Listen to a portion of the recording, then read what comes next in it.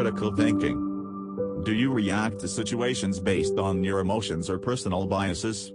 Are you looking for ways to improve communication and the flow of ideas with those around you? There are skills that have the capability to greatly improve your capacity to make objective, effective choices and arguments, and those are critical thinking skills.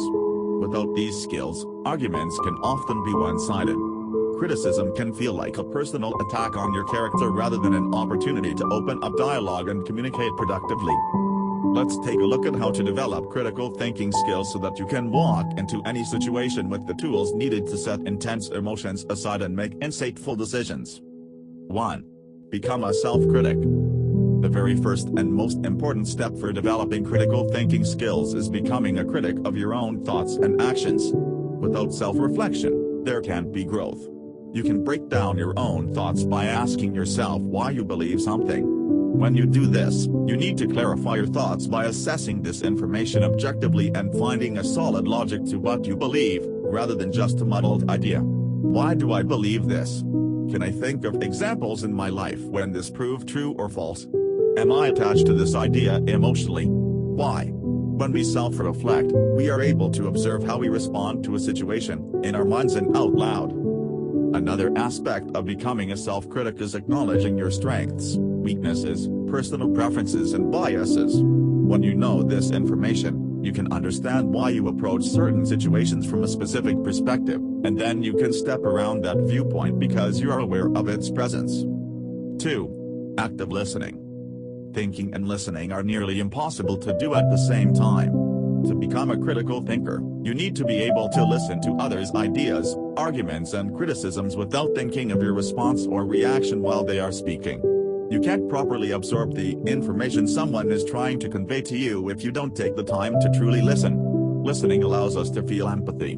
We hear someone else's story, struggles, ideas, successes and passions, and how they reach them. When we hear their perspective, we can take that information and analyze it. When we use active listening skills, we can fully understand what someone is trying to tell us because that conversation continues until all parties can reiterate what the other is trying to say. 3. Analyzing information. Analyzing information is paramount for critical thinking. No one thinks critically at all times. Sometimes our joy, anger, sadness or other emotions are too great, and other times we struggle to focus on the central issue at hand. To reach success, we need to analyze the information before us, whether it is information in our mind or being shared by others. We can break it down by assessing what is being said, and ensuring that we clearly understand what it is that needs to happen. Then we can dissect and appraise all arguments, including our own, and think about how the decisions would impact others, as well as the bottom line. When we can step back and analyze an argument, it allows us to approach it from an objective viewpoint. 4. Nonviolent communication.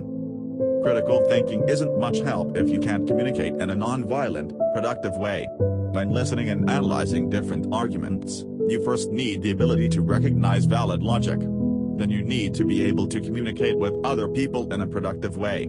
The basis of nonviolent communication is compassion, observation and collaboration. When we approach any scenario with compassion, we are already in a peaceful mindset, rather than a defensive one. When we observe, we can observe our arguments and others without judgment and evaluation. We can detach our emotions from an idea. He doesn't like my idea, so he must not like me. And collaboration naturally happens when everyone comes into the process with a compassionate, open mind, with the focus on solving the objective at hand rather than protecting anyone's ego. 5. Developing foresight. The ability to predict the future impact of a decision is foresight. Foresight is a critical component for success in all aspects of your life. When you move somewhere, you plan ahead to see what the job outlook is in the safety of a neighborhood. If you are moving a business, it is wise to examine the impact of that decision. Will it be too far for some of your talented employees to drive? Will you lose business because of the change? What will you gain? Every decision should be weighed carefully, with consideration of how the choice affects your bottom line, but also for the people who are working towards success alongside you. Critical thinking requires the ability to reflect on one's own beliefs, as well as someone else's ideas, and then see the connections between those things. It requires the ability to actively listen to others, to assess, dissect and appraise arguments, and to separate intense emotions from the topic at hand. Hope you enjoy our video. Like and subscribe our video to watch new topics. Thanks for watching.